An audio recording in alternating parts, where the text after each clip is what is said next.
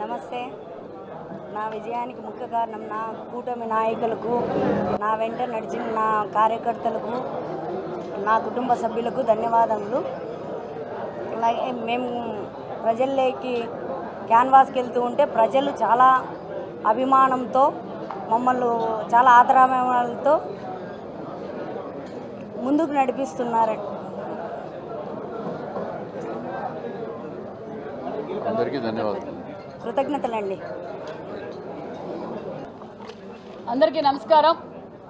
మనకి ప్రజాస్వామ్యబద్ధంగా ఎన్నికలు జరిగితే పులివెందుల స్థానిక జెడ్పీటీసీ ఎన్నికలు ఏ విధంగా అఖండ మెజార్టీతో గెలిచామో ప్రత్యక్షంగా ప్రజలందరూ చూశారు. దీనికి సహకరించిన ఎన్డీఏ కూటమి నాయకులకు, కార్యకర్తలకు, ప్రజలకు, మరి రెవెన్యూ అధికారులకు, మరి ఎలక్షన్ కమిషన్కు, అదేవిధంగా పోలీస్ శాఖకు కూడా ప్రత్యేకమైన ధన్యవాదాలు కూడా తెలియజేస్తున్నాం. ఎందుకంటే గత 30-40 సంవత్సరాలుగా పులివెందుల్లో వైఎస్ కుటుంబం స్థానిక ఎన్నికలు జరగనీయకుండా బెదిరించడం, దోచుకోవడం, దాచుకోవడం, అదేవిధంగా గతంలో రాష్ట్ర వ్యాప్తంగా స్థానిక ఎన్నికలు ఏ విధంగా చేశారో మనం చూసాం. మరి ప్రజాస్వామ్యబద్ధంగా ఏదైతే మాన్య శ్రీ ముఖ్యమంత్రి చంద్రబాబు నాయుడు గారు బీటెక్ రవి గారికి ఫోన్ చేసి, బీటెక్ రవి గారు మరి ఎవరిని పెడతారంటే, సార్ నా కుటుంబ సభ్యురాలైన నా భార్యనే పెడతాను సార్, ధైర్యంగా ఎవరు ముందుకు రాలేరు, నేనే నా భార్యను పెడతానని తను ముందుకొచ్చి ఆ నమ్మకంతో ఈరోజు ఎన్నికలు జరిపాం. అదే నమ్మకాన్ని నిలబెట్టుకున్నాం. ఎందుకంటే ఒక సంవత్సరం లోపల మేము చేసిన అభివృద్ధి కార్యక్రమాలు ప్రతి ఒక్కరూ, వేదిక పైన ఉన్న ప్రతి ఒక్కరూ ప్రతి ఇంటికి వెళ్ళి ఈ ప్రజాస్వామ్యబద్ధంగా ఎన్నికలు జరుగుతాయి. ఎందుకంటే 11 నామినేషన్లు పడ్డాయి. ప్రజాస్వామ్యానికి ఇదే నాంది అనే విషయాన్ని ప్రజలకు భరోసా కల్పించాం, నమ్మకాన్ని కలిగించాం.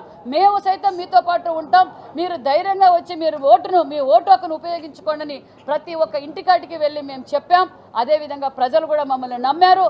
ఎందుకంటే ఒక్క సంవత్సరం లోపల మేము చేసిన అభివృద్ధి కార్యక్రమాలు ఏదైతే సూపర్ 6 కావచ్చు, చేయనివి చెప్పాం, చేయబోయేటివి చెప్పాం. ఈరోజు రాష్ట్రంలో ఎక్కడ చూసినా కనిపిస్తున్న పరిశ్రమలు కావచ్చు, తాగునీరు కావచ్చు, సాగునీరు కావచ్చు, ఈరోజు గతంలో మాన్యశ్రీ ముఖ్యమంత్రి చంద్రబాబు నాయుడు గారు ఉన్నప్పుడే అభివృద్ధి జరిగింది.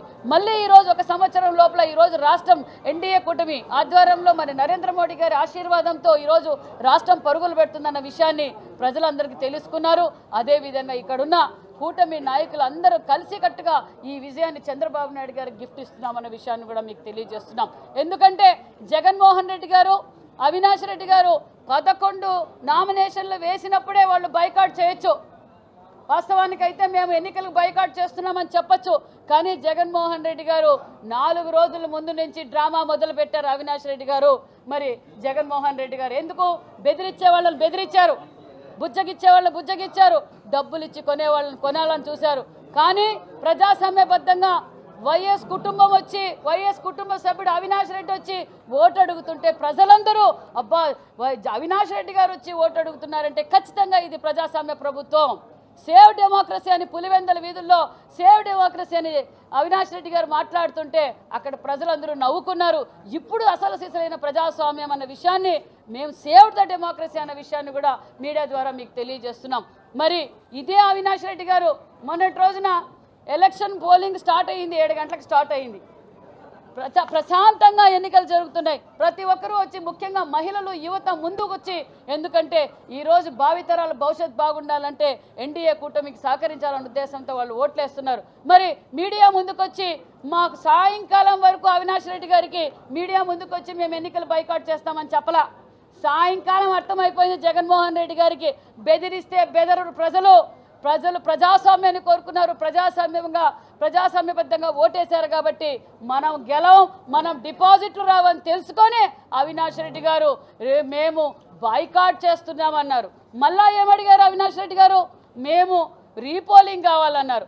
మళ్ళీ రీపోలింగ్ కూడా పెట్టించారు, ఎలక్షన్ కమిషన్ రీపోలింగ్ కూడా పెట్టించారు. ఆ 2 బూతులు కూడా బైకాట్.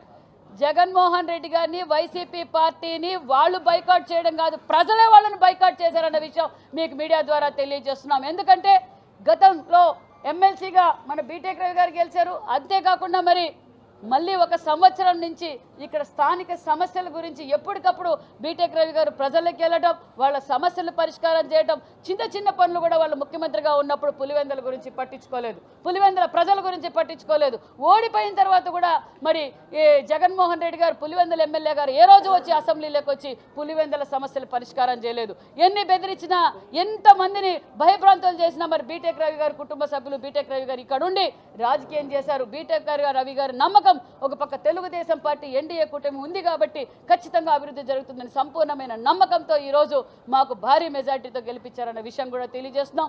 దగ్గరలో జనరల్ ఎలక్షన్స్ వచ్చినా పులివెందులో కూడా మేము గెలవబోతున్నామన్న విషయాన్ని కూడా మీకు తెలియజేస్తూ, డిపాజిట్లు కూడా స్థానికంగా సొంత పులివెందుల్లో కూడా డిపాజిట్లు రాని పార్టీ చీటీ ఫినిగిపోయింది. మరి నిన్నటి రోజు జగన్మోహన్ రెడ్డి గారు, వాడెవడు బీటెక్ రవి గారు, చంద్రబాబు నాయుడు గారి గురించి మాట్లాడతారు, లోకేష్ బాబు గారి గురించి మాట్లాడతారు, రాహుల్ గాంధీ గురించి మాట్లాడతారు. స్థానికంగా ఉండే పులివెందుల గురించి మాట్లాడండి. పులివెందుల ఎలక్షన్ల గురించి మీ చీటీ చినిగిపోయిందన్న విషయం కూడా తెలియజేస్తూ నిజంగా చాలా గర్వంగా ఉంది యాజ్ ఏ ఇన్ఛార్జ్ మినిస్టర్గా కూడా. ఎందుకంటే చాలాసార్లు కడపకు వచ్చినప్పుడు, పులివెందులకు వచ్చినప్పుడు కూడా కార్యకర్తలు కూడా చాలామంది భయభ్రాంతులుగా ఫీల్ అయ్యారు. వైసీపీ పార్టీ వారు కూడా జగన్మోహన్ రెడ్డి గారి అరాచకాలు చూసి కొంతమంది మా పార్టీలోకి జారు, కొంతమంది ఓటేసి గమ్మన కూర్చున్నారు. మరి జగన్మోహన్ రెడ్డి గారి పరిస్థితి ఏంటో రాష్ట్ర ప్రజలందరికీ తెలిసిపోయిందన్న విషయాన్ని కూడా మీకు తెలియజేస్తూ థ్యాంక్ యూ వెరీ మచ్. జై హింద్, జై తెలుగుదేశం.